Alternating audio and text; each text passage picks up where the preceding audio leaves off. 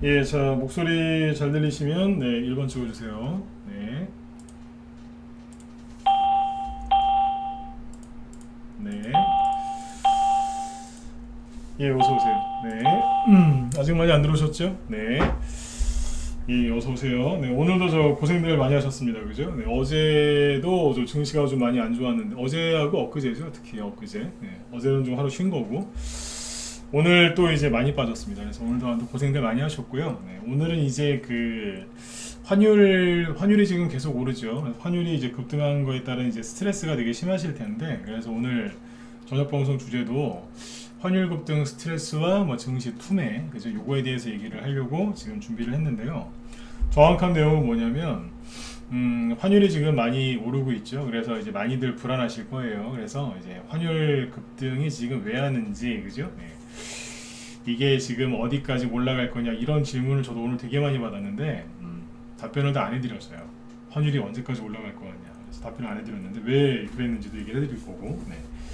뭐 지금 외환위기 가능성에 대해서 막 기사들이 막 쏟아져 나오던데 그것도 짚어드리고 아무튼 그래서 오늘 이제 준비를 좀 많이 했는데 낮에 우리 회원들한테 하는 강의할 때 이제 썼던 지표들이 많이 있거든요. 저녁 방송 때는 이제 그게 좀 어려운 지표들이 많아서 제가 얘기를 안 하는 게 많은데 뭐 정회원들용 강의용이라서 얘기 안 했던 게 좀 있었는데 그것도 오늘 다 갖고 왔습니다. 그래서 많이 갖고 왔어요. 다가 아니고 많이 갖고 왔는데 그것도 좀 오늘 좀 풀어서 좀 편안하게 좀 해드릴게요.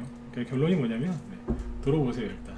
들어보시고 뭐 그 모든 이제 그 선택은 그죠? 여러분들의 몫이에요. 선택은 여러분들의 몫인데 여기에서 이제 방송 시작하기 전에 미리 이제 말씀을 이따 본격적으로 얘기할 때 그 전에 얘기를 할 건데 듣고 싶은 분들만 들으시면 돼요. 왜냐면 이따 또 말씀드릴 겁니다. 근데 이제 그 지금 같은 경우에는 모두를 다 데려갈 수가 없어요.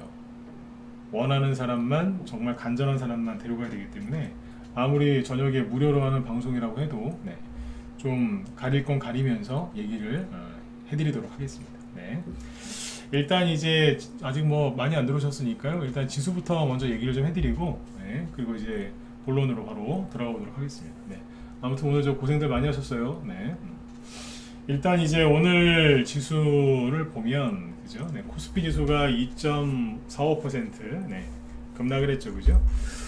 많이 빠졌어요. 그죠? 많이 빠졌고 그 다음에 지금 코스닥 지수가 여기는 3% 넘게 빠졌죠. 3.47% 이제 급락 마감을 했습니다. 제가 어지간하면 이제 급락, 폭락이라는 단어를 잘 안 쓰려고 합니다. 근데 이제 지금은 써야죠. 그죠? 많이 빠졌으니까. 그래서 많이 빠졌어요. 많이 빠졌고 오늘 그 우리나라만 이런 건 아니고 아시아 증시 자꾸 체크를 해드리는데 잠깐 볼까요? 네, 보시면 아시아 증시 중에서 여기에요. 일본 증시가 마이너스 1.5%. 그러니까 우리보단 덜 빠졌죠. 근데 여기도 장중에는 2% 넘게 빠졌었어요. 일본이고요. 자, 그 다음에 이제 호주는 마이너스 0.5%. 확실히 덜 빠지죠. 그죠? 네. 그러니까 저번에 얘기 드렸지만 기술력이 뛰어난 나라들 있죠. 그 나라들이 요번에 증시가 많이 빠졌고 기술력이랑은 상관없는 나라들 그죠? 거기는 덜 빠졌어요. 호주가 기술 강국은 아니거든요. 그죠? 네. 중국 증시는 1.5% 빠졌고요. 그 다음에 여기 보시면 홍콩 항생지수가 마이너스 3.4%, 그 다음에 이제 대만이 2.6% 빠집니다. 그러니까 어디가 많이 빠졌냐면 우리나라, 대만, 일본 이런 식이에요. 네. 근데 기술력이랑은 별로 상관없는 나라들을 잘 보면 호주 0.5%, 그 다음에 태국 0.7%, 인도네시아 0.5%. 여기는 장중에 오르고 있었던 것 같은데 나중에 보니까 빠졌었어요. 인도는 0.8%. 그러니까 하락이 별로 없죠. 예. 제가 그때 이상하게 전 세계 나라 환율이 막 급등하는 것처럼 얘기하지만 아니다. 그죠? 네. 기술력이 좀 뛰어난 나라들 위주로 환율이 오르고 있고 그쪽 증시가 더 지금 하락이 심하다. 그 얘기를 했었는데 그게 지금까지도 유효하다고 보시면 됩니다. 자, 이렇게 이제 끝났거든요. 그래서 이제 우리나라가 그러니까 유독 많이 빠진 거예요. 또 남들 빠질 때 그죠? 더 빠지고 많이 빠지고 남들 안 빠질 때 빠지고 우리나라가 좀 골병 들었던 거죠. 환율은 이제 뭐 외환위기 그러니까 지금 오늘 증시 그러니까 월요일 날에 이어서 오늘 왜 투매가 또 많이 나왔냐면 장 초반에는 오르고 있었어요. 코스닥 지수가 장 초반에는 보시면 플러스 0.6%까지 올라가고 있었거든요. 근데 그러다가 이제 또 떨어진 거예요. 왜? 환율이 급등하는 게 또 보이니까 어떻게 해요? 개인 투자자들이 이제 불안하니까 던진 거예요. 근데 지금은 개인 투자자들만 불안한 게 아니고요. 이 정도면요, 기관 투자가들도 지금 불안해요. 사람은 거기서 거기거든요. 그래서 여러분들만 지금 불안하신 게 아니에요. 아무튼 이제 많은 사람들이 지금 패닉에 빠져서 던지고 있습니다. 오늘 이제 개인들이 또 투매에 나온 이유는 뭘까요? 신용 반대 매매 때문에. 그거는 신용 반대 매매가 나오긴 나오는데 많이 나오진 않아요. 양이 이미 6월 달에 이제 많이 신용 반대 매매가 많이 났기 때문에 그건 아니고, 지금 이제 기사 많이 나오는 게 뭐예요? 외환위기 가능성이 있다 그러면서 막 그런 뉴스 많이 나오죠. 외환위기 가능성. 네. 근데 그 기사 많이 보신 분들 저 2번 한번 찍어보세요. 지금 아직 많이 안 들으셨으니까 번호 좀 열심히 찍으세요. 네. 귀찮으셔도 찍으세요. 네. 자꾸 누르다 보면 마음이 좀 편안해지실 수도 있어요. 네. 우렁농장님하고 상큼님도 어서오세요. 네. 뭐 외환위기 가능성 그런 얘기 많이 하잖아요, 그죠? 네. 자, 일단 제가 한마디 하고 시작할게요. 뭐냐면 아까 제가 하려고 했던 얘기인데, 네. 자, 지금부터 제가 하는 얘기는 듣고 싶으신 분들만 들으시면 되는데, 특히 나는 종목 손절 안 하고 어떻게든 버텨서 난 수익내고 팔아야 되겠다, 나는 주식을 오래오래 하고 싶다, 여기서 털리기 싫다, 끝까지 이겨낼 거다, 그분들은 7번 찍어주시고, 아니요, 난 당신 말 못 믿겠다, 나가세요. 네. 나가시고, 난 내일이라도 손절을 하고 싶다, 나가세요. 섞여 있으면 안 돼. 나가셔야 돼. 나가셔야 된다니까요. 그 영화 중에 그 스파르타가 아니고 300이라는 영화 있죠. 거기에 보면 300명이 그 페르시아 군대, 그 엄청난 군대를 막 막아내지 않습니까? 왜 그런 줄 아세요? 300명만 있어도 됐다는 얘기예요. 성경에도 보니까 그런 내용들이 있던데, 성경이 원조겠죠. 그 얘기를 왜 드리냐면 이거예요. 불안한 사람이 섞여 있으면 안 돼요. 300명이 아니라 3만 대군이라고 해도, 그죠? 불안한 사람들이 섞여 있으면 그 군대는 전멸하거든요. 그러니까 내일이라도 손절해야 되겠다, 그런 분들은 나가시면 됩니다. 네. 불안하시면 나가세요. 네. 근데 끝까지 버티겠다, 참고 잘 들어보세요. 많은 걸 갖고 왔어요. 많은 거. 네. 우리 라이브 회원들도 들으시면은, 저 양반이 오늘 총정리해 주려고 갖고 왔구나. 오늘은 이제 제가 이렇게 뭐라고 해야 돼요? 이런 날은 감성적으로 방송하면 안 돼요. 무조건 기회다, 이렇게 하긴 싫고, 근거 자료를 많이 갖고 왔으니까 보고 힘이 좀 되셨으면 좋겠어요. 자, 지금 이제 외환위기 가능성 얘기를 막 하는데, 자, 뭐 갖고 지금 괴롭혀요? 지금 투매는요, 지금 사람들이 투매한 거는 실제 위기가 와서 투매한 게 아니고, 자꾸 위기가 온다 그래서 지금 사람들이 투매를 많이 하잖아요. 근데 사람들도 뭔가 근거 자료, 즉 데이터나 뭘 제시를 해야지 속을 거 아니에요. 근데 지금 뭐 갖고 속여요? 영국이 지금 감세 정책을 펼쳤는데, 그래서 유럽이 망할 것 같아서 지금 그러면서 좀 난리지는 거 아니에요? 영국의 파운드화가 급락하고 있다. 그래서 영국도 이제 영국도 무슨 어디에요? 영국도 구제금융, IMF 구제금융을 받을 수 있다, 별의별 소리가 다 하더라고. 우리나라 외환위기에 올 수 있다, 그런 얘기를 많이 하는데, 블룸버그에서 외환위기 올 수도 있다, 그 얘기를 살짝 했어요. 근데 우리나라 모든 언론사들이 그 기사를 그대로 갖고 와서 그대로 그냥 그러니까 이제 증폭을 해가지고 막 내보내는 거예요. 미국 블룸버그 통신에서 가볍게 얘기했는데 그럴 수도 있다, 이런 식으로. 네. 원론적인 얘기를 했는데 우리나라가 더 그걸 지금 동네방네 그냥 방송을 하고 있는 거죠. 네, 이창윤님도 어서 오세요. 네. 근데 언론이 문제 맞죠. 근데 이제 이겨내시는 거는 여러분들의 몫이니까, 그죠? 네. 자, 보세요. 그러니까 외환위기 가능성이 올 거라고 하면서 뭘 갖고 하냐면 파운드화 가지고 얘기를 하는데, 재밌는 얘기 하나 해드릴게요. 네. 그리고 재밌는 얘기 하기 전에, 제가 원래 100% 확실하다 그런 얘기 잘 안 하죠. 네. 그런 얘기하면 큰일 나는 거예요. 왜냐면 주식시장에서는 그런 말을 함부로 하는 게 아니에요. 그러나 감히 오늘 그런 말을 딱 한 번만 써볼게요. 네. 제 경험이라는 거는 제가 살면서 주식하면서 느낀 경험과, 그리고 책을 많이 봤거든요. 그래서 책을 통해서 본 경험을 통해서 확실하게 얘기할 수 있는 거 하나는 이거예요. 위기는 절대 미리 얘기해주고 오지 않아요. 뭐 외환위기 어쩌저쩌 그 얘기하는데 잘 보세요. 외환위기. 그 외환위기가 98년 그 전에 온 거지 않습니까? 그때 뭐라고 했는 줄 아세요? 외환위기 터지기 하루 전인가 이틀 전에도 정부에서도 그랬고요, 언론에서도 그랬어요. 절대 외환위기 안 온다고. 그리고 뻥 터졌어요. 2008년도 금융위기 있죠? 절대 그럴 일 없다고, 안전하다고. 그리고 뻥 터졌어요. 새벽에. 맞잖아요, 그죠? 네, 그래 터졌어요. 옛날에 IT 버블, 그럴 일 없다고. 근데 어느 날 갑자기 뻥 터졌어요. 새해 초에. 절대 안 온다고 하다가 뻥 터지는 게 진짜 위기예요. 코로나 처음에 그러지 않았어요? 괜찮다. 그러다 뻥 터졌잖아요. 그죠? 네, 진짜 위기는 괜찮다 그러다가 뻥 터진다. 저 같은 사람이 괜찮다 그러는 게 아니라 정부 고위 관계자, 대통령, 하여튼 그 전문가들이 절대 안 온다고 그래요. 네버. 네, 그러다가 뻥 터지는 게 금융위기, 외환위기입니다. 환율이 이만큼 오른 상태에서 외환위기 온다고요? 진작 좀 얘기해주지.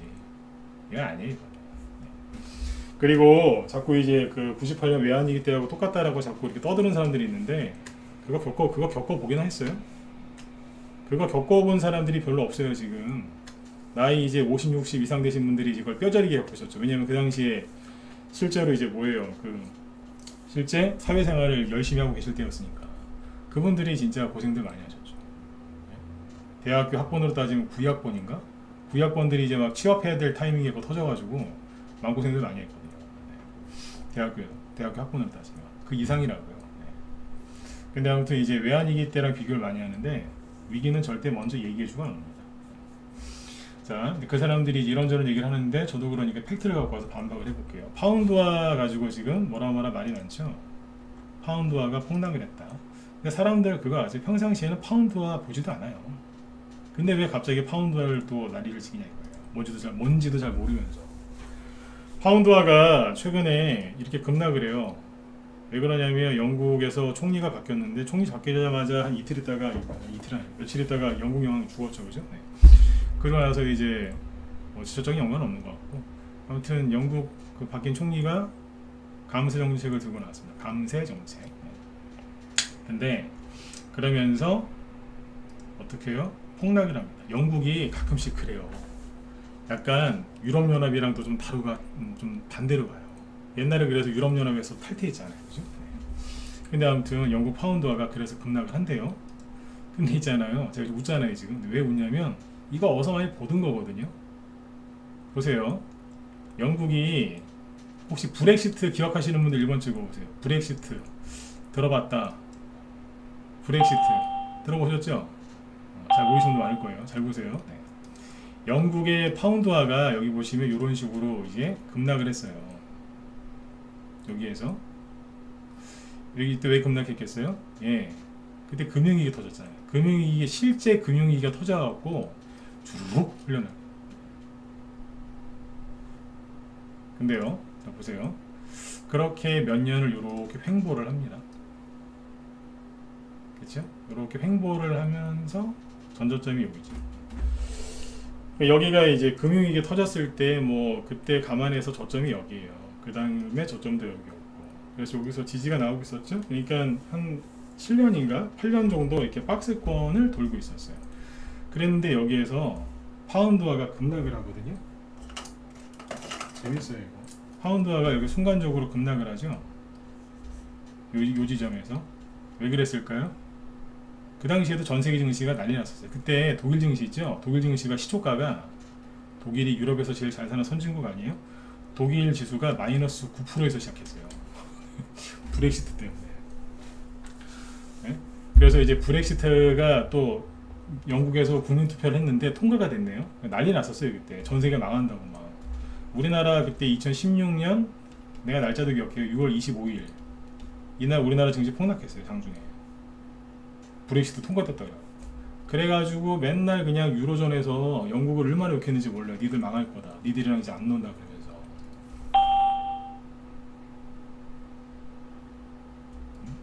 그러고 있었어요. 이런 식으로 난리를 지었다니까요. 그런데 이때 아무튼 영국이 돌발 행동을 하면서 그때 돌발 행동이었어요. 예측하지 못한 퍽 때려버려. 그래서 이제 브렉시트 한다고 하니까 얼마나 또 그죠? 네, 유로존에서 싫어했겠어요. 그래서 아무튼 영국의 파운드가 급락을 했는데 뭐예요? 의미 있는 전조점을 깨버린 거예요. 전 세계 환율 시장 유동을 쳤을까 안 쳤을까? 쳤어요 실제로. 망한다 그러면서. 근데 이 타이밍이 언제인 줄 아세요? 미국이 금리 인상을 여기 12월 달에 했거든요. 근데 6월 달에 영국이 브렉시트 하면서 6개월 뒤에 여기 뭐하고 있었겠어요? 여기서 뭐하고 있었겠어요? 미국이 처음으로 이제 금리 인상을 시작했으니까 금리 인상을 계속 하고 있었겠죠. 그러니까 지금이랑 똑같은 거예요. 물론 그 당시에 막 0.75%씩은 안 했지만 그때 금리 인상한다 그랬을 때 전 세계 이머징 증시가 환율이 급등하고 있었고요. 저번에 브라질 얘기해드렸죠. 네. 전 세계 이머징 증시 환율 급등하고 있었고 그리고 영국이 브렉시트 하면서 한 방 먹이면서 모든 게 일단락됩니다. 그러니까 지금 보세요. 요번에 금리 인상을 미국이 언제 했어요? 3월 달에 했죠. 그리고 지금 몇 월 달이에요? 9월 달이죠. 딱 6개월이거든요. 이게 왜 6개월 차이가 나는지는 모르겠으나 지금도 똑같습니다. 이게 지금입니다. 요거 파운드와. 그냥 뭐예요? 코로나 전후로 이렇게 박스권이었거든요. 그전 저점도 여기였어요. 그러니까 이런 식으로 박스권을 돌다가 요번에 깬 거예요. 똑같아요. 여기서 영국이 뭐예요? 돌발 행동한 거예요. 우리 감세 정책 할 거예요. 네? 뜬금없이 감세 정책. 근데 솔직히 감세 정책을 하면요 좋은 거예요. 세금을 덜 내게 해서 경제를 발전시키겠다고 하는 거는 그건 나쁜 게 아닙니다. 네? 증세를 해가지고 뭐 한다는 게 그게 더 나쁜 놈들이지. 그냥 이렇게 하는 거예요. 근데 이제 아무튼 뭐 세계의 저기 흐름이랑 좀 약간 다르니까 영국이 약간 돌발 행동을 해요. 보면 자동차가 보통 오른쪽으로 이렇게 주행하는데 여기 왼쪽으로 가잖아요. 약간 영국이 좀 그런 게 있어요. 나쁜 뜻을 말씀드린 거 아닙니다. 네. 영국을 싫어하진 않거든요. 네. 근데 이상하게 그때랑 똑같아요. 여기도 박스권 돌다가 영국이 돌발 행동을 했는데 딱 미국이 3월 달부터 금리 인상 시작했는데 여기서 그래요.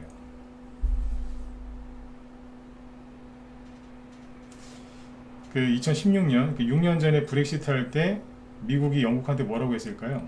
하지 말라고 했을까요? 아니요, 별말 안 했어요. 지금 뭐라고 할까요? 저도 별말 안 하잖아요.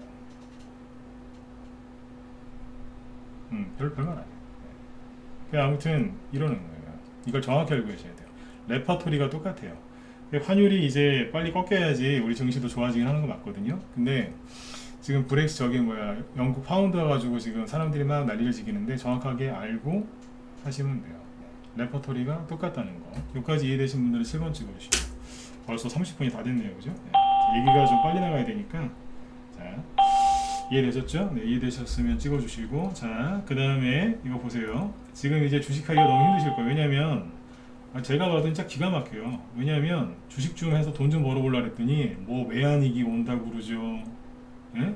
부동산 폭락한다고 맨날 뉴스 나오죠. 그러니까 우리 집은 괜찮나 싶어갖고 맨날 부동산 앞에 지나갈 때마다 우리 집 떨어졌나 안 떨어졌나 그거 확인하게 만들고, 그죠? 네. 거기다가 푸틴 아저씨 뚜껑 열려서 핵전쟁 일으킨다고 하죠. 다른 나라는 코로나 다 끝나가지고 마스크 벗고 다니는데, 그죠? 우리나라는 마스크 아직도 쓰고 있으면서 이제 또 겨울 진입하니까 막 또 사람들 걱정하고 있죠. 경기 침체 우려된다고 맨날 뉴스 나오죠. 정치인 저 아저씨들은 맨날 그냥 싸우고 있고, 예? 나쁜 놈들, 그죠? 그러고 있는 거. 무서워서 주식하겠어요? 거기다가 뭐 무슨 강력 범죄, 그죠? 너무너무 많고, 그죠? 네. 이해가 안 되는 이기적인 사람들 너무 많고. 그러니까 지금 우리나라에서 이제 살아가는 게 너무 힘든 것처럼 느껴져요. 거기다가 외환위기까지 온다니까 사람들이 얼마나 무섭겠어요, 그죠? 네. 막 다우지수는 맨날 전저점 깨고 있고, 지수는 막 추락하고 있고, 환율은 막 급등하고 있고. 얼마나 겁이 나시겠어요. 자, 그런데 어떤 얘기를 해드리려고 지금 오늘 준비를 했냐면 이거예요. 자, 그러면 언론에서 지금 위기가 온 게 아닌데 위기가 왔다, 올 거다, 반드시 온다 이렇게 얘기를 하고 있잖아요. 그러면 그게 맞나 안 맞나 팩트 보면서 팩트 체크를 한번 해보자 이거예요. 그냥 막연하게 기회입니다 이게 아니라 그건 저도 싫어한다니까요. 보통 전문가들이 그런 말을 자주 해요. 근데 그게 나쁜 건 아닙니다. 여러분들한테 힘들으려고 하는 거예요. 근데 저는 그런 말을 잘 안 한다고요. 왜냐하면 다른 분들이 많이 하시니까 전 다른 얘기 하려고. 자, 이제 확실하게 알고 가야 돼요. 자, 보시면 지금 그러니까 전 세계 증시가 막 급락하고 있는데, 자, 일단은 계산부터 나볼게요. 주식시장. 네. 자, 시간 없어요. 지금 시간이 30분 남았지만 별로 없어요. 왜냐하면 할 얘기가 많거든요. 최근에 그 문제가 됐던 게 뭐예요? 나스닥 지수거든요. 이게 나스닥 지수가 16,200포인트 작년 11월 달에 고점을 찍고 올해 연초부터 하락을 계속했죠. 그러다가 금리 인상 자꾸 많이 하니까 여기까지 떨어졌어요. 그죠? 자, 근데 미국이 낮에 이거 계산해놨는데 미국의 나스닥 지수가 제일 많이 떨어졌거든요. 이게 떨어지면서 우리나라도 증시 조정받은 거 아닙니까? 자, 여기가 저점입니다. 나스닥은 현재 전저점을 아직 안 깼기 때문에 말을 조금 빨리 할게요. 왜냐면 설명할 게 많아서 좀 이해 좀 해주세요. 말을 좀 빨리 하면 발음이 조금 부정확해질 수 있는데 양해 좀 해주세요. 자, 아무튼 자, 이만큼 빠졌습니다. 그러면 왜냐면 이거 오늘 한꺼번에 다 얘기해야지 내일로 넘기면 안 돼요. 이게 얼마나 빠진 거냐면 35% 빠졌어요. 엄청나게 많이 빠져. 35. 근데 그 우리나라 증시가 이제 떨어질 때 최악의 시나리오가 뭐였냐면 우리나라 지수가 떨어질 때 최악의 시나리오가 뭐였냐? 코스피 지수입니다. 미국의 나스닥이랑 똑같이 떨어지는 거였어요. 여기가 35% 떨어졌으니까 우리나라 코스피도 35% 떨어지는 거. 아니면 이제 환율까지 감안해서 요거보다 더 떨어질 수 있거든요. 네. 환율이 자꾸 올라가면 안 되는데. 아무튼 이제 이거랑 똑같이 떨어지는 거예요. 그게 최악의 시나리오였어요. 왜냐하면 나스닥 지수가 35% 떨어지는 동안에 미국의 다우 지수는요 여기까지 떨어졌거든요. 이거 얼마 떨어졌는 줄 아세요? 대충 한 20% 밖에 안 돼요. 지금 다우 지수는 전저점을 깨서 막 더 떨어지는 것처럼 보이지만 실제 다우 지수가 여기서 여기까지 어젯밤 떨어진 최저점까지 계산했을 때 22% 떨어진 걸로 나옵니다. 22%. 나스닥은 6월달에 이미 35% 떨어졌어요. 그러니까 지금 다우지수가 더 떨어진다고 불안하실 필요가 없어요. 왜? 미국의 금리 인상 때문에 국채금리가 급등해서 나스닥이 많이 빠진 거잖아요. 근데 최근에 미국의 국채금리가 계속 올라가고 있거든요. 근데 나스닥이 안 빠져요. 그리고 나스닥보다 덜 빠진 지수들이 하락을 하고 있는 거예요. 지금 이걸 뭐라고 그래요? 키 맞추는 거예요. 그러니까 위에서 키를 맞추는 게 아니라 아래에서 키를 맞추는 거예요. 나스닥은 빠질 만큼 빠졌으니까 덜 빠진 너희들이 내려와 이런 거예요. 그러니까 다우지수가 좀 더 빠지는 거를 겁내실 필요는 저는 없다고 생각을 해요. 그 다음에 이제 S&P 500 지수는 항상 나스닥과 다우지수의 중간이거든요. 여기는 25% 빠졌어요. 그러면 이제 다우지수랑 S&P 500 지수처럼 비슷하게 22%, 25% 빠진 데가 어디냐면 유로스톡스. 여기서 이렇게 씩 나오나 모르겠네. 잠깐만요. 차트를 여기 있다. 네. 이게 유로스톡스 50인데 요것도 전저점을 살짝 깨서 좀 내려오고 있거든요. 네. 고점 대비 얼마 빠졌냐면 25%. 그 다음에 독일 지수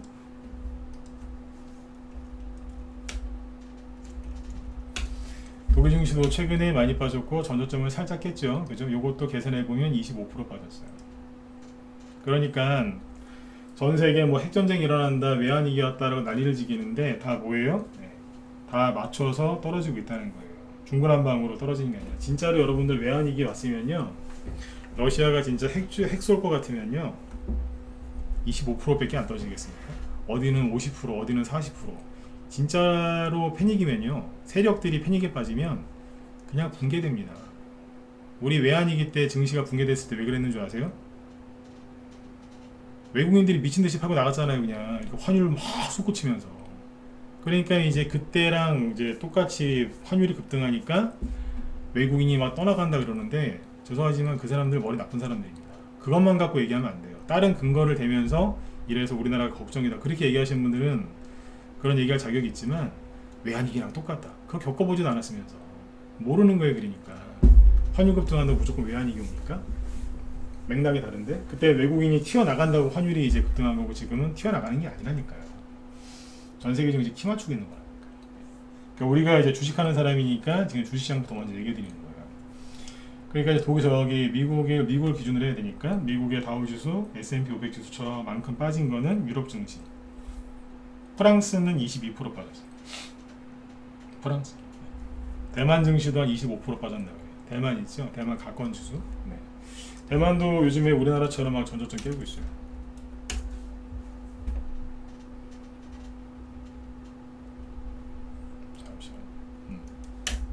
대만 가까운 지수인데 여기도 오늘 2.6% 하락해서 우리나라는 거의 지금 똑같이 가야죠. 여기도 요게 계산해 보니까 한 25% 빠졌어요. 그러니까 우리나라가 제일 많이 빠진 거예요. 35% 빠졌어요. 코스닥은 얼마 빠졌을까요? 37%.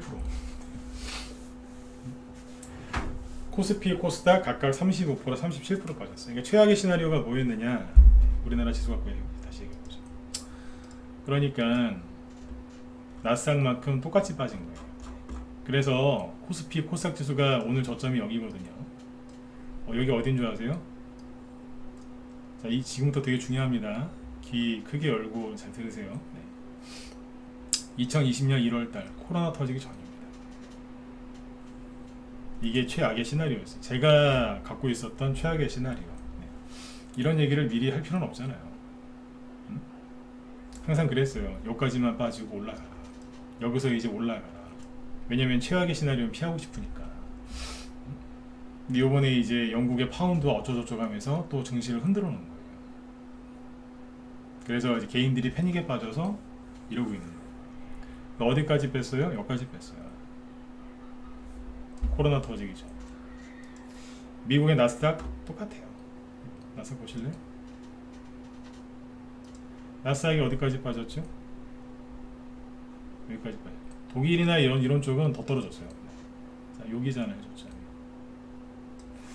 코로나 터지기 전에가 여기에요. 그러니까 거기까지 거의 다 빠진 거예요. 조금 더 남긴 했는데 아무튼 거의 다 뺀 거예요. 이게 중요해요. 이 표현이 다 뺐다. 코로나 이전으로 돌려놨다. 코로나 때 늘어났던 수많은 동학개미, 서학개미, 주린이들을 다 집으로 돌려보냈는데 주머니에 아니면 가방에 돈다발을 많이 넣어줘서 집으로 돌아가라 이게 아니라 입는 거 다 벗겨서 심지어 팬티까지 다 벗겨갖고 알몸으로 보냈어요. 탈탈 털어서. 무슨 얘기인지 이해가신 분들 1번 찍어주세요. 무슨 말인지 이해 가시죠? 네. 돈을 많이 벌어서 그죠? 네. 보낸 게 아니라 네. 진짜 속옷까지 다 벗겨갖고 네. 그러고 보낸 거예요. 다 내려왔어요. 자, 이걸 왜 강조를 하느냐면 지금 미국에서 그러니까 지금 증시가 하락하고 있는 원인이 뭔데요? 인플레이션을 잡기 위해서. 그러면 인플레이션의 그 가장 큰 문제의 원인들이 뭡니까? 여기서 쓰면서 얘기해 봅시다. 팩트를 한번, 그러니까 팩트로 공격을 해야 돼, 팩트.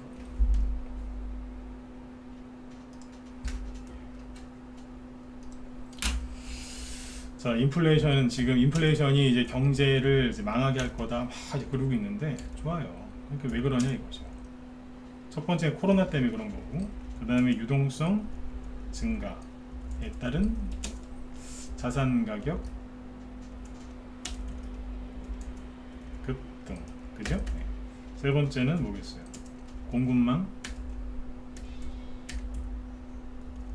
문제. 네 번째는 전쟁이라고 사람들이 얘기를 많이 하니까 이것도 넣어주죠. 자, 일단 네 가지만, 이 네 가지가 제일 큰 거 아닙니까? 자, 그러면 인플레이션이 생긴 문제가 요거 때문이라면서요. 그러면 이게 진짜로 지금까지도 문제가 되는지 안 되는지 확인해 보자고. 왜냐면 이게 지금까지도 문제면은 진짜로 인플레이션이 더 심해져서 우리 망할 수도 있으니까. 그러면 지금 증시가 폭락한 게 맞는 거 아니에요? 그죠? 증시 폭락하는 이유가 이것 때문에 그렇다면서요. 그럼 내가 한번 얘기해 보자고요. 보세요. 코로나 간단하죠? 끝났잖아요. 우리 마스크 쓰고 있지만 끝났어요 이거. 저번에 그 지난주에 미국의 그 유엔 총회 있을 때 그 기사 못 보셨어요? 네. 전 세계 대부분의 사람들은 마스크 벗고 다녀요. 실내에서도 마스크 착용 안 하고 비행기에서도 마스크 안 써요. 그러니까 자유롭게 살다가 미국 유엔 건물 들어가려고 했더니 그 경비들이 아니 마스크 쓰라고 그래갖고 막 싸웠대잖아요. 나중에 보니까 싸워서 보니까 이겼어요. 유엔이 이긴 게 아니라 다른 나라들이. 그 마스크 막 벗고서 유엔 본부를 막 활보하잖아요. 코로나 끝났어요 이거. 우리나라 분들 거의 마스크 쓰고 다니지만 거의 끝났다고 보시면 돼요. 사실상. 자, 됐고요. 네. 유동성 증가에 따른 자산 가격 급등. 자, 보세요. 이게 문제인데 지금 이제 그 미국에서 미국 연준이 자꾸 얘기하는 게 뭐냐, 금리를 올리는 이유가 기대 인플레이션이라고. 인플레이션은 크게 비용 인플레이션도 있고 뭐 기대 인플레이션 이게 있는데, 비용이 실제로 증가해서 인플레이션이 심해지는 경우, 그 다음에 사람들이 이것저것 다 올라가니까 나도 올려야 되겠다, 그래서 올리는, 그냥 심리적으로 올리는 게 기대 인플레이션이거든요. 그러면 이제 비용 인플레이션을 한번 보자고요. 비용. 네. 비용이 뭐겠어요? 대표적인 게 뭡니까? 원자재, 기름, 광물, 농산물, 그죠? 그리고 뭐겠어요? 운임. 택시비가 여기서 저기 가는데 5,000원이에요. 주로 택시를 많이 이용하셨는데 막 올라가지고 여기서 저기 가는데 2만원 달래요. 그러면 택시 타세요? 걸어가세요? 버스 타세요? 택시는 안 타겠죠? 혼자 타기 아까우니까 누구랑 같이 타든지. 그렇죠? 그러니까 이제 운임은 뭐에 들어갈 수 있을까요? 네, 뭐 비용 인플레이션에 들어갈 수 있다고 그냥 얘기해 보자고요. 그러니까 경제적으로 막 경제학적으로 따지지 마세요. 네, 그냥 참고만 하시면 돼요. 그냥. 네. 자, 그러면 이게 지금 이 비용 인플레이션의 원인이 되는 자산 가격은 지금 어떻게 돼 있을까 봅시다. 대표적인 게 국제유가잖아요. 국제유가, 자, 어디에 있어요 지금? 현재 위치가 어디죠? 자, 여기죠. 여기가 언젠데요? 러시아 전쟁 터지기 전에 그냥 작년 수준이에요. 다 내려왔잖아요. 그럼 비용 문제 큰 거 하나 해결됐네요. 국제유가 다 떨어졌으니까 70달러대예요 지금. 그죠? 자, 그리고 농산물, 광물 중에 광물, 구리 많이 쓰잖아요. 그죠? 네. 구리 가격이 언제로 떨어졌어요? 자, 여기까지 떨어졌죠? 여기가 어딘데요? 코로나 터지기 전하고 직후. 그 뭐예요? 다 내려왔잖아요. 이게 이렇게 올라서 비용이 늘어가지고 인플레이션이 심해졌었다면서요. 근데 다 내려왔잖아요. 이미 몇 달 전에 다. 예? 니켈, 이게 점으로 돼서 잘 안 보이시겠다. 잠깐만요. 네. 니켈 가격인데 어디까지 내려왔어요? 최근에 여기까지 내려왔잖아요. 이게 언제 수준인데요? 작년 수준이에요. 그냥 코로나 터지기 전에 여기. 그럼 뭐예요? 다 내려왔네요. 안정을 찾았겠네. 안 그렇습니까? 그다음에 먹는 거 제일 많이 먹는 게 밀이잖아요. 밀 현재 가격이 어디에요? 최근에 여기까지 떨어졌거든요. 거기도 조금 이제 반등 나왔지만 어디에요? 그냥 작년 인플레이션 심해지기 전 수준이에요. 주요 원자재를 몇 개만 보여드렸는데 뭐예요? 다 내려왔잖아요. 그럼 인플레이션이 잡혀야 안 잡혀요? 잡히겠죠? 근데 뭐가 문제였어요? 이거를 실어 나르는 운임이 막 뛰었잖아요. 그래서 작년에 뭡니까? 작년에 잠깐만요. 이거를 시간 안에 다 못 끝낼 것 같은 또 불길한 예감이 들긴 하는데, 작년에 이제 급등했던 종목 중에 뭐가 있어요? H&M. 이게 뭐예요? 옛날 현대상선 해운주잖아요. 주가 엄청나게 올라갔죠? 왜 그러겠어요? 운임이 막 올라갔잖아요. 그러니까 돈 많이 벌었잖아요. 미국에 저번에 그 페덱스 얘기했었죠. 페덱스가 잠시만요.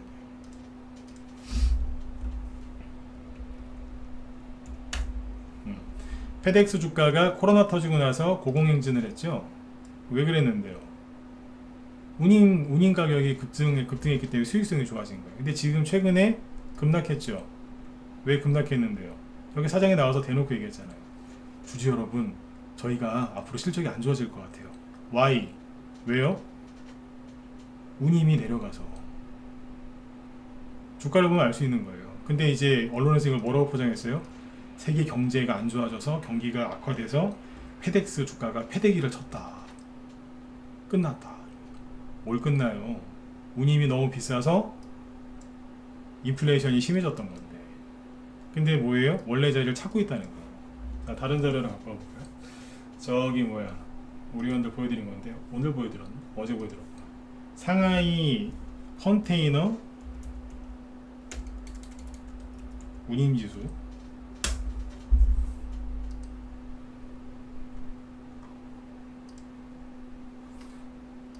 이 차트 잘 보이시나요? 잘 보이시 잠깐만요. 네. 이 차트 잘 보이시면 1번 찍어주시고. 잘 보이세요? 상하이 운임지수. 네. 네이버에 검색하면 나옵니다. 네. 2020년 코로나 터졌을 때입니다. 2020년 1월 이때부터 이때 한 중간이죠. 한 여름 코로나 터지고 나서 운임지수가 무지하게 올라간 거예요. 이게 컨테이너가 뭐예요? 여기 써있잖아요. 상하이 해운거래소에서 집계하는 상하이 수출 컨테이너 운송시장의 15개 항로의 스팟 운임을 반영한 운임지수. 컨테이너가 뭔데요?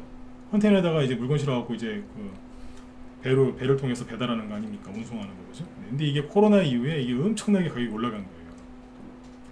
그러니까 물류회사들이 돈을 엄청 번 거예요. 대한항공이나 이런 데도 이제 그 좌석을 다 뜯어가지고 다 개조했잖아요. 물건 실어나는 거. 그래서 수익성이 좀 좋아졌지 않습니까? 그래서 이게 운임 비용이 엄청나게 증가했었는데 최근에 어때요? 폭락하고 있어요. 미국이 미친듯이 금리를 올리면서 운임 가격이 어디로요?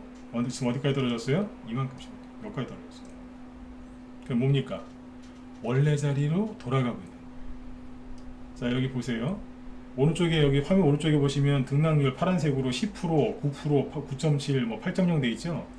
이게 일주일 단위로 집계를 내는데 일주일 사이에 10%, 그 전주에는 9%, 그 전전주에는 9%, 그 전전주에는 8%씩 폭락한답니다 지금. 그러니까 이렇게 운임 가격이 떨어지면 인플레이션이 잡히는 거예요, 안 잡히는 거예요? 잡히는 거예요. 근데 저거를 뉴스에서 뭐라고 얘기를 하냐면 세계 경기가 둔화돼서 저 운임이 폭락하고 있다는 거예요. 말 같지도 않은 소리죠. 저게 올라가가지고 인플레이션이 심해져서 금리 올린다고 난리를 지은 건데, 예? 그래서 이제 사람들 다 불안하게 해놓고 이제 와서는 뭐라 그래요? 저게 떨어지니까 떨어지면 이제 부채를 들고 여러분 드디어 떨어졌습니다. 다 이제 주식 하셔야 됩니다. 이래야 되는데 경기 둔화입니다. 미친 것들입니다. 올라가면 올라간다고 경기 둔화, 떨어지면 떨어진다고 경기 둔화. 미친 거죠. 근데 그거에 속으면 돼야 안 되는 거예요. 정신병자들이에요. 말을 좀 세게 해서 죄송합니다만 정신병자들입니다. 여러분들이 정신병자라는 게 아니라 속는 사람들이 정신병자라는 게 아니라 정신병자들한테 속으면 안 된다는 거예요. 올라가면 올라간다고 망한다고, 떨어지면 떨어진다고 망한다고. 여러분들 그런 사람들하고 친구할 수 있겠습니까? 같이 못 살아요. 근데 그 뉴스를 맨날 보면서 내 주식 어떻게, 네. 마트나 어디 이제 왔다 갔다 하시면서 그 부동산 걸려있는 그 우리 집 시세를 보면서 우리 집 어떻게 이러면서 이자 내야 되는데 어떻게, 그래가지고 어떻게 큰 돈을 버실 수 있겠어요? 네?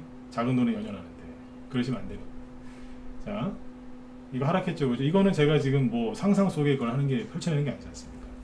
자, 비용 인플레이션은 일단 여기까지 얘기하고, 자산 가격 중에 이제 자산 가격이 뭐예요? 기대 인플레이션 네, 보여드릴게요.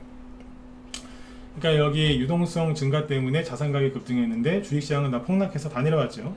주식시장. 그러면 이제 그 기대 인플레이션을 잡고 있는데 기대 인플레이션 잡히는 지표를 보여드릴게요.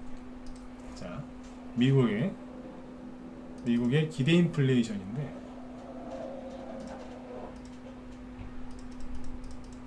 화면이 이렇게 되어 있는 자료예요. 뉴욕 연방준비은행, 뉴욕 연은에서 기대 인플레 추이를 발표한 겁니다.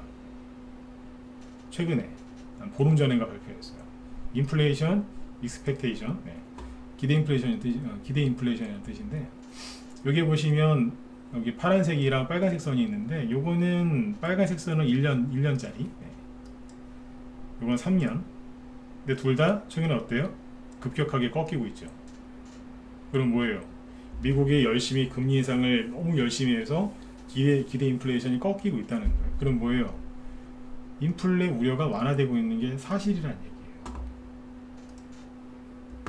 근데 이것도 꺾이는 거 가지고 뉴스에서 뭐라고, 언론에서 뭐라고 해석하는 줄 아세요? 드디어 경기 침체가 왔다는 거예요. 미치겠어요 진짜. 자, 그 다음에 이제 주식시장 올랐죠? 그 다음에 또 뭐가 올랐어요? 우리나라, 그러면 우리나라 기대 인플레이션 지표도 있어요. 우리나라도 금리를 열심히 올릴 수밖에 없지 않습니까? 그러니까 어때요? 7월 달에 기대 인플레이션이 고점을 찍고 8월, 9월 하락하고 있습니다. 그러면 금리 인상하는 게 지금 굉장히 고통스럽긴 하지만 이게 잡히고 있다는 거 아닙니까? 근데 무슨 외환위기예요, 나쁜 놈들. 응?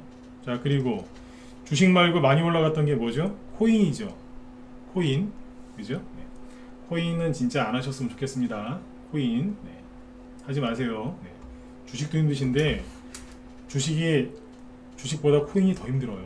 왜냐하면 실체가 없어서. 네. 코인을 보세요. 코인을 보시면 차트가 잠깐만요.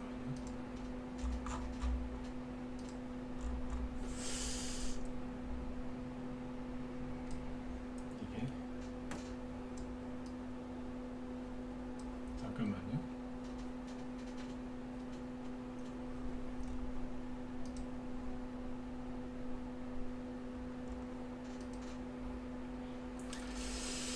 보시면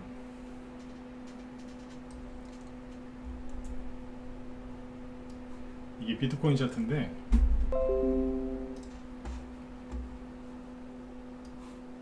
보이시죠? 네.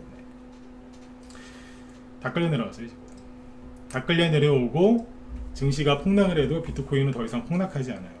원래는 증시보다 더 살벌하게 떨어졌던 게 비트코인인데, 비트코인이 작년에 올라온 거, 코로나에 의해 올라온 거 싹 다 반납하고 여기 지금 바닥에 있습니다. 아니, 바닥이라고 하면 또 사실까봐 바닥인지 아닌지 모르겠습니다. 근데 아무튼 다 끌려 내려와 있습니다.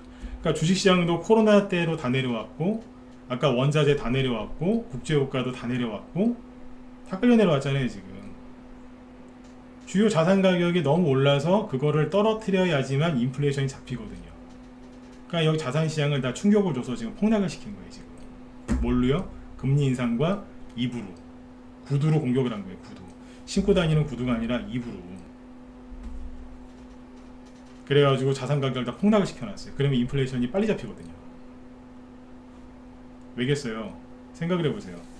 집값이, 여러분들 집을, 아파트를 뭐 3억짜리 사셨는데, 3억이라고 해볼게요. 3억짜리 샀는데 1년 지났더니 5억 돼 있어요. 여러분들이 소비를 더 늘릴까요? 안 늘릴까요? 늘린다 1번, 안 늘린다 4번. 사람들이 늘릴까요? 안 늘릴까요? 집에서 집을 팔진 않았고 살고 있어요. 근데 3억짜리가 5억 됐어, 1년 만에. 그럼 소비를 늘려요, 안 늘려요? 멀쩡한 차 바꿔요, 안 바꿔요? 바꾸죠.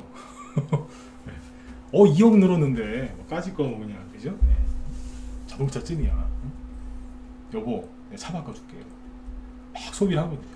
근데 5억의 집을 샀는데 지금 3억 됐어요. 돈을 써야 안 써요? 안 써요. 은행 대출로 했는데 자꾸 금리가 올라가요. 써요, 안 써요? 안 써요.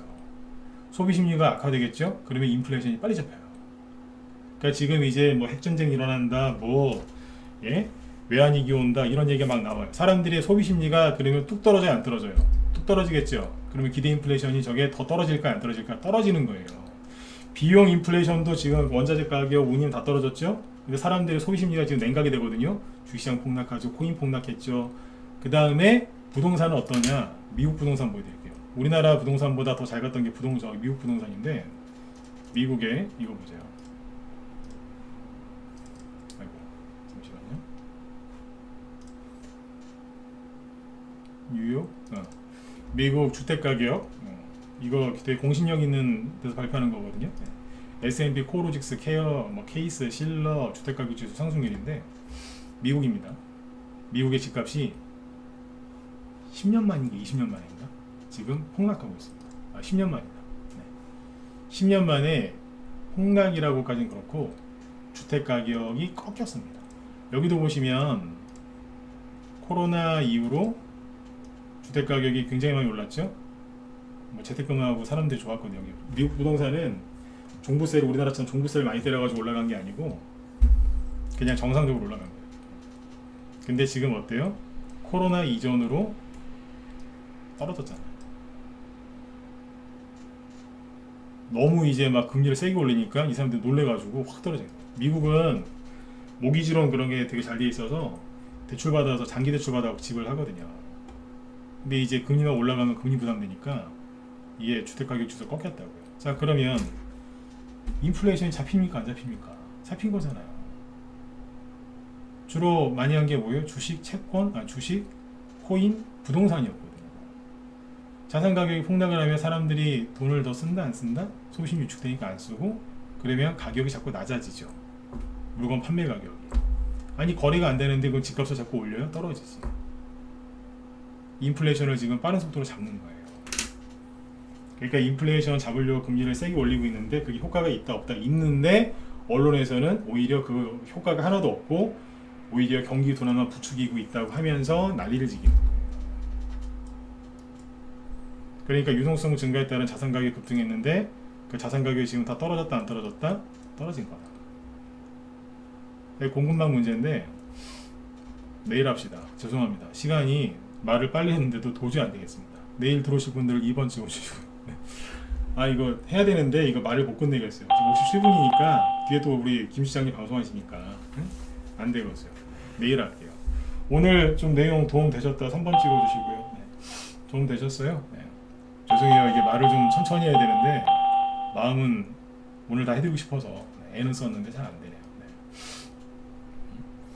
평상시에 못 보던 거 많이 보여드렸죠. 네. 힘들 내세요. 지금 힘든 거 여러분들이 힘드신 거는 지극히 정상이에요. 네. 괴로워하지 마세요. 내가 이상한 거예요? 아니요. 여러분들이 이상한 게 아니에요. 네. 지금 잘하고 계신 거예요. 네. 참고 있는 것만으로. 네. 근데 외환위기 온다고 자꾸 호들갑 떠는데 집에 좀 가라고 해야 돼요. 진짜 외환위기 겪어보지도 않은 것들이 꼭 그런 얘기를 해요. 네. 저는 외환위기를 이제 막 제가 뭐 사업을 하다가 외환위기를 당한 건 아닌데 저희 아버님이 외환위기 때 저희 아버님은 좀 그래요. 뭐만 우리 아버지가 전 주식을 안 하는 게 천만다행이라고 생각하는 게 저희 아버님은 우리 아버님 오늘 귀가 좀 간지러우시겠네요. 우리 아버지 사업만 하시면은 무슨 대형 사고가 터져요. 외환위기, 금융위기 막 이런 거. 그래서 걱정이에요. 저희 어머님이 그래도 좀 열심히 하셔가지고 그나마 자식들을 다 이렇게 잘 키우셨는데 저희 아버지는 뭐 손만 댔다 하면 전 세계에 막 금융위기나 어떤 뭐 그런 게 와요. 네. 지금은 아무것도 안 하세요.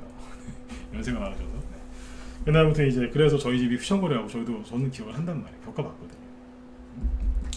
네. 본의 아니게도 저희 아버지의 또 수치를 제가 드러냈네요. 그다음부터 이제 그랬단 말이에요. 그 당시에 그래서 사람들이 얼마나 힘들었는지 잘 알거든요. 그때는 한 번 더 얘기 드릴게요. 외환위기는요 절대 미리 얘기해주고 오지 않습니다. 옛날에 외환위기 다룬 영화 우리나라 최근에 누구야 국가부도인가? 그런 영화 보면 사람들이 전혀 눈치도 못 채요. 그러다 어느 날 뻥 터지는 거예요. 네. 이렇게 먼저 얘기 안 해준다는 거예요. 네. 그래서 오늘 뭐 아까 뭐 브렉시트부터 파운드와 얘기 쭉 해드렸는데 내일은 이제 공급망 문제 이게 어떤 문제가 있고 전쟁은 사실 얘기를 길게 할 게 없는데 공급망 문제에 대해서는 얘기를 좀 해드릴게요. 내일 얘기할 거 미리 예고를 좀 해드릴게요. 내일은 아까 이제 공급망 저기 SCFI 보여드렸는데 뭐 BDI도 있으니까 그동안 갖고 와보고 그 다음에 이제 전쟁보다는 이제 뭐 공포지수 그 다음에 CDS 프리미엄 이런 것도 있거든요. 네. 이런 거하고 그런 거 쭉 얘기를 좀 내일 해드릴게요. 내일 마무리는 내일 짓자고요. 내일.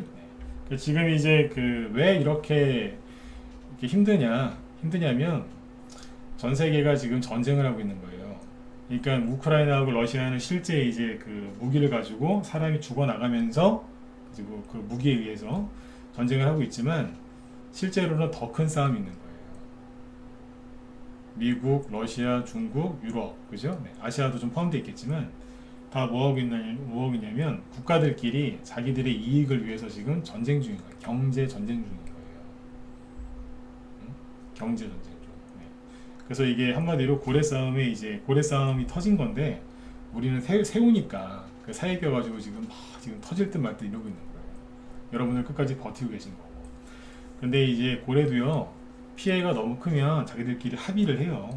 항상 이러다가 어느 특정 시점에 갑자기 화해를 하면서 누가 중재를 좀 하면서 이제 살살 이게 국면이 또 이제 소강 상태로 들어가요. 잠잠해진다는 얘기예요. 그러니까 제발 언제 끝나나요? 그런 얘기 물어보지 마세요. 스스로한테도 물어보지 마시고. 무슨 얘기냐면 지수가 어디까지 떨어질까요? 언제까지 떨어질까요? 시간, 어디까지, 장소 이런 거 물어보지 마세요. 회복이 될까요? 회복이 된다면 얼마나 걸릴까요?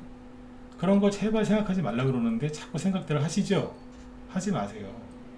생각을 안 하려면 어떻게 해야 돼요? 보지도 말고 듣지도 말라 그랬잖아요. 어제 마지막으로 했던 얘기가 뭐예요? 뉴스 보면 도망치시라고. 응? 도망치셔야 돼요. 보지도 말고 듣지도 마시고 그래서 생각을 하시면 안 돼요. 언제 오를까? 더 떨어지는 거 아니야? 그 생각이 들어왔을 때 빨리 도망치셔야 돼요. 어디로? 생각을 안 할 수 있는 곳으로. 그게 어디겠어요? 주무시든지, 응? 술 빼고 아무거나 다 하셔도 돼요. 술은 드시지 마요. 생각이 더 나거든요. 그렇게 해서 여러분들의 자리를 끝까지 지키시면 돼요. 그러면 반드시 아침은 옵니다. 반드시 아침은 옵니다. 동트기 전이 제일 춥다고 하죠. 지금이라고 생각하시면 돼요. 네. 여러분들이 힘드신 거, 그거는 여러분들이 이상해서 나약해서 그런 게 아닙니다. 여태까지 굉장히 이게 오래 걸렸는데 여태까지 견디신 것만으로도 잘하셨어요. 네. 그러니까 조금만 더 힘내세요. 그죠? 네. 아침이 꼭 와요. 네. 그래서 이제 내일은 여기 3, 4번 공급망 문제, 전쟁, 그리고 또 하나 더 곁들여서 내일 쭉 얘기해 드릴게요. 네네. 자, 아무튼 여러분들 수고 많으셨고, 오늘 밤에 미국 증시가 올라가든지 떨어지든지 여러분들이 할 수 있는 건 아무것도 없거든요. 그러니까 일찍 주무세요. 네. 수고들 많이 하셨고, 지금 저기 제 뒤에 우리 김 실장님이 그 방송 열심히 지금 하고 계신데, 이분도 지금 폭락장에도 매일 방송하시죠, 그죠? 김 실장님 보니까 그런 거 하신데, 이번 주가 계속 이런 거 하신다고 하네요. 하락장에서 이제 낙폭과 대주들이 어떤 식으로 이제 폭락 나왔다가 어떤 식으로 반등이 세게 나오는지 쭉 설명해 주신대요. 매일매일 종목 바꿔가면서. 그러니까 뭐 도움이 많이 되시겠죠, 그죠? 네. 저는 이제 그 큰 시황 잡아드리려고 이런 얘기를 못 해드리니까 우리 김 실장님이 더 경험이 많으시니까 얘기 많이 해주실 거예요. 그래서 들어가서 꼭 들으세요. 힘드신 분들은. 그러면 개별주들이 저때 저렇게 폭락했는데 이런 식으로 올라오는구나. 네. 그런 걸 좀 많이 알게 되시지 않겠습니까, 그죠? 네. 자, 아무튼 여러분들 내일을 위해서 오늘 푹 쉬시고, 네, 내일도 화이팅 하세요. 내일 저녁 8시에 뵙도록 하겠습니다. 네. 수고 많이 하셨습니다. 네, 내일 뵐게요. 네, 내일도 꼭 살아남으셔야 됩니다. 네, 수고 많으셨습니다.